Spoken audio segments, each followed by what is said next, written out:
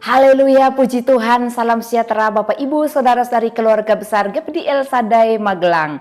Salam revival, berubah, berkarya, menjadi berkat. Allah kita adalah Allah yang senantiasa berkarya dalam hidup kita, supaya kita berkarya bagi Dia di dalam setiap langkah kehidupan kita. Oleh karena itu, supaya kita kuat, kita mampu dan terus menjadi berkat bagi orang lain. Mari kita menikmati kebenaran firman Tuhan sebagai dasar dalam hidup kita untuk menjadi berkat. Amsal 14 ayat 23. Mari Bapak Ibu Saudara kita baca ayat ini. Amsal 14 ayat 23. Dikatakan, orang fasik dirobohkan karena kejahatannya, tetapi orang benar mendapat perlindungan karena ketulusannya. Sekali lagi saya ulangi bagi kita semua. Orang fasik dirobohkan karena kejahatannya, tetapi orang benar mendapat perlindungan karena ketulusannya. Hari ini kita akan belajar bersama-sama merenungkan tentang orang fasik dan orang benar Bapak Ibu. Berulang-ulang kali setiap hari kita mendengarkan renungan firman Tuhan tentang kehidupan orang fasik dan orang benar. Nah, dalam ayat ini kita akan belajar bersama-sama. Saya berikan judul buat renungan kita pada hari ini, yaitu kematian. Dirobohkan berbicara tentang kerusakan atau kematian secara tiba-tiba. Bapak Ibu yang terkasih, dirobohkan bisa dipakai atau digunakan seperti contohnya dalam kehidupan sehari-hari. Mungkin Bapak Ibu nonton berita atau dapat melihat langsung kejadian-kejadian tentang sesuatu yang dirobohkan. Contohnya salah satu pohon yang tumbang. Ya, kita dapat berkata pohon besar itu tumbang, dirobohkan oleh angin besar. Itu salah satu contoh. Ada banyak hal-hal yang lain yang dapat dikategorikan ditumbangkan atau dirobohkan. Nah, kehidupan kita di dalam dunia ini juga dapat dikatakan dirobohkan manakala kehidupan kita tidak berkenan di hadapan Tuhan. Itu lebih tepat diperkatakan kepada orang-orang yang menghindar atau tidak melakukan kebenaran firman Tuhan. Bapak Ibu Saudara, dirobohkan selain biasa dipakai dan digunakan dalam kehidupan sehari-hari, dalam firman Tuhan pun menyinggung supaya kita dapat merenungkan tentang hidup kita yang juga akan mengalami kematian di dalam dunia ini. Nah, dikatakan bahwa pohon besar itu ya kalau ditiup angin kencang akan secara tiba-tiba, atau dikatakan juga tentang dirobohkan itu terjadi secara tiba-tiba atau secara paksaan. Ya, contohnya ketika ada bangunan dalam tanah pemerintah, irigasi pemerintah, kadang-kadang Satpol PP ataupun pemerintah setempat ketika penduduk yang mendiami membangun rumah di tanah tersebut dihimbau untuk pindah, dan ketika mereka tidak juga berpindah maka mereka akan dipaksa untuk keluar rumah, mereka dirobohkan. Ya, tentu menyedihkan Bapak Ibu Saudara ya. Nah, orang fasik maupun orang benar sama-sama tidak menginginkan kematian itu terjadi, atau dalam bahasa lain, dalam kata sederhana yang lain, belum menginginkan terjadinya kematian pada dirinya. Tetapi kita harus ketahui bersama bahwa orang fasik dan orang benar sama-sama tidak ada seorang pun yang mengetahui kapan hidupnya berakhir di dalam dunia ini. Tidak ada seorang pun yang tahu, baik orang benar, orang yang hidupnya di dalam Tuhan, percaya bahwa Tuhan Yesus adalah jalan keselamatan, hidup benar, dan orang-orang yang hidup dalam ketidakbenaran, mereka hidup dalam dosa. Kita sama-sama tidak pernah mengetahui kapan akhir hidup kita di dalam dunia ini. Orang fasik adalah orang berdosa namun tidak mau mengakui dosanya. Orang fasik disebut juga orang yang tidak beriman kepada Tuhan. Mereka mengetahui kebenaran firman Tuhan, tetapi enggan untuk mempraktekkan firman Tuhan, enggan untuk melakukan firman Tuhan. Mereka tahu hal yang baik, tetapi tidak melakukan hal yang baik. Itulah kehidupan orang fasik. Mereka ingin menekan orang-orang yang lemah dan mendapat keuntungan darinya. Ada banyak sekali perbuatan orang fasik, dan pada waktu yang lalu kita pernah merenungkan tentang ciri-ciri orang fasik dalam kehidupan mereka. Dan orang benar adalah orang yang beriman kepada Tuhan dan menaati atau melakukan firman Tuhan dengan sungguh-sungguh, dengan tulus ikhlas, dengan penuh kesetiaan di sepanjang kehidupannya sampai akhir hayatnya. Ya, dikatakan mereka adalah orang benar. Itu orang yang beriman dan melakukan firman Tuhan. Namun kita juga akan melihat perbedaan dari orang fasik dan orang benar tersebut, Bapak Ibu Saudara. Mungkin beberapa hari yang lalu kita telah merenungkan hal ini. Tapi mari pada hari ini kita kembali melihat perbedaan orang fasik dan orang benar. Orang fasik mengalami keadaan yang sangat menyedihkan ketika mereka mengalami meninggal dunia. Mengalami hal yang menyedihkan saat mereka meninggalkan dunia ini, yaitu dalam kematian. Ia dirobohkan karena kejahatannya, firman Tuhan katakan. Dan orang fasik nyawanya dituntut, nyawanya dicabut dengan paksa dalam hidupnya. Mungkin orang fasik, bukan mungkin juga Bapak Ibu Saudara ya. Orang fasik tentunya punya kerinduan untuk hidup lebih lama lagi. Menikmati segala yang diizinkan Tuhan, mungkin keberhasilan melalui kejahatannya. Dan tidak seorang pun kalau ditanya berkata saya siap untuk meninggal. Sekali lagi mungkin orang yang bersedia karena memang mereka sudah mungkin lebih berbahagia dengan Tuhan. Atau orang-orang yang mengalami penderitaan berat. Nah, mereka lebih kepada menyerahkan diri mereka kepada kematian. Tetapi orang fasik dikatakan nyawanya dituntut, nyawanya dicabut dengan paksa dari hidupnya. Saat kematiannya, dosanya melekat padanya. Ini merupakan kesedihan. Dosanya melekat padanya, dia mati dalam dosa-dosanya. Mati di bawah kesalahan dan kuasa dosa. Tidak ada pengampunan, tidak ada pembenaran atau tidak dibenarkan dan tidak dikuduskan.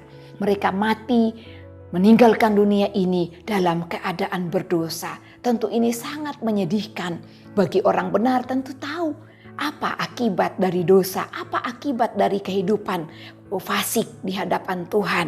Dan itu sangat menyedihkan karena mati dalam dosa dan belum mengalami pengudusan dari Allah karena tidak percaya kepada Tuhan. Dan tentunya mengalami penghukuman kekal atau hidup dalam maut. Kejahatannya seperti badai yang menyeret. Dia bagaikan debu ditiup angin. Ia dihalaukan dari dunia ini dengan cara yang tiba-tiba. Mungkin orang fasik juga terkenal dalam dunia ini Bapak Ibu Saudara. Tetapi bila saatnya, bila waktunya sudah tiba, kehidupannya dirobohkan oleh Yang Maha Kuasa. Dia hanya seperti angin atau debu yang ditiup oleh angin dan hilang seketika itu juga. Dan tidak ada lagi bekasnya. Namanya akan diingat sebagai orang fasik. Bukan orang yang memberkati orang lain, tetapi orang yang mungkin meninggalkan hal-hal kesedihan bagi orang yang pernah dirugikan, bagi orang-orang yang pernah mengalami kejahatan dari dirinya. Namun tidak demikian dengan orang benar. Orang benar mengalami perlindungan karena ketulusannya. Amsal Salomo mengatakan demikian. Ketulusan dalam hal apa? Orang benar mengalami perlindungan karena ketulusannya dalam mengiring Tuhan, percaya kepada juru selamatnya itu Tuhan Yesus Kristus. Dan juga ketulusan hatinya untuk melakukan kebenaran firman Tuhan. Tidak seperti orang fasik enggan melakukan kebenaran firman Tuhan. Meskipun mereka tahu tentang hal yang benar, tetapi enggan atau tidak mau melakukan kebenaran. Orang benar tulus untuk melakukan taat, melakukan firman Tuhan. Dan perbedaan dari orang fasik dan orang benar ini ketika mengalami kematian. Dikatakan bahwa orang benar ketika mengalami kematian, mereka dalam keadaan menyenangkan. Mereka mengalami hal yang menyenangkan. Karena mereka mengakhiri perjalanan hidupnya di dalam kebenaran. Dan juga orang benar di balik kematian mereka mendapat anugerah dan pengharapan di dalam Tuhan Yesus Kristus. Pengharapan tentang apa? Pengharapan tentang kehidupan kekal yang sudah diberikan dan disediakan oleh Tuhan. Jadi mereka tidak akan meninggalkan dunia ini, meninggal dalam keadaan yang menyedihkan. Oleh karena itu ketika kita mengiring jenazah atau beribadah, penghiburan, pemberangkatan jenazah, dikebumikan, kita mendengarkan firman Tuhan, ada harapan di balik kematian orang benar. Tidak selamanya berakhir hidupnya ketika mengalami kematian dalam dunia ini, tetapi ada pengharapan yang Tuhan berikan, yaitu kehidupan selama-lamanya. Luar biasa apa yang Tuhan kerjakan dalam kehidupan orang benar. Di balik kematian orang benar mendapat anugerah yang sangat besar dari Tuhan sendiri. Karena Tuhan sendiri yang menjanjikan hal ini dan itu dituliskan di dalam firman Allah. Meskipun mengalami penderitaan, sakit dalam dunia ini, meskipun mengalami banyak hal yang membuat mereka menderita, sebagai orang benar mereka akan terus tulus mencintai Tuhan. Seperti Ayub, kehidupan Bapak Ayub. Tentu Bapak Ibu Saudara keluarga GPI LSD Magelang, Bapak Ibu Saudara yang lain yang menikmati Renungan 79. Kehidupan Ayub meskipun menderita dengan sangat, tetapi dia tetap tulus untuk percaya kepada Tuhan, tetap tulus untuk melakukan firman Tuhan.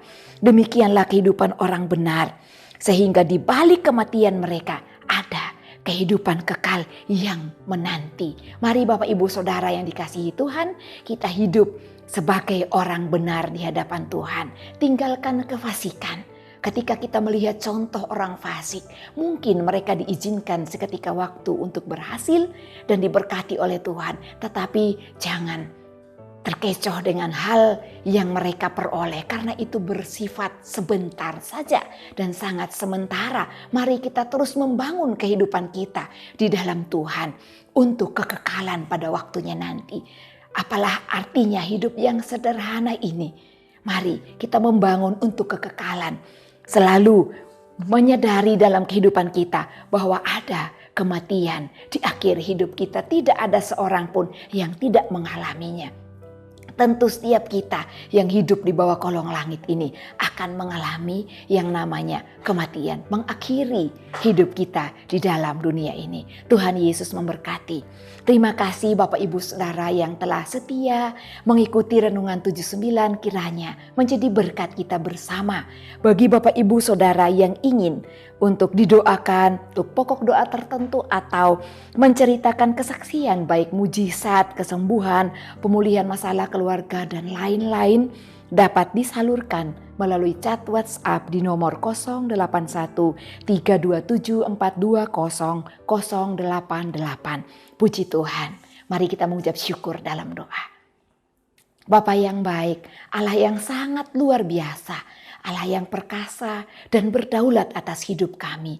Kami mengucap syukur buat kebenaran firman-Mu pada hari ini Tuhan, di mana hidup kami ada akhirnya. Kami akan mengalami kematian. Tuhan, tolong kami, berikan kami kemampuan untuk menjadi orang-orang yang hidupnya benar. Supaya di akhir hidup kami menikmati pengharapan yang indah dan kami mengalami pertolongan perlindungan daripada Tuhan. Oleh karena ketulusan kami percaya dan melakukan firman-Mu selama kami hidup di dalam dunia ini. Terima kasih Tuhan, Engkau memberkati kami semua umat-Mu. Tolonglah keluarga GPI LSD Magelang untuk terus sabar terhadap orang lain dan mengampuni, sama seperti Engkau ya Tuhan telah mengampuni keluarga GPI LSD Magelang. Kiranya keluarga GPI LSD Magelang berbuat juga demikian. Kiranya kasih terus dikenakan dalam hidup keluarga GPI LSD Magelang sebagai pengikat yang mempersatukan dan menyempurnakan. Haleluya. Dalam nama Tuhan Yesus kami berdoa. Amin.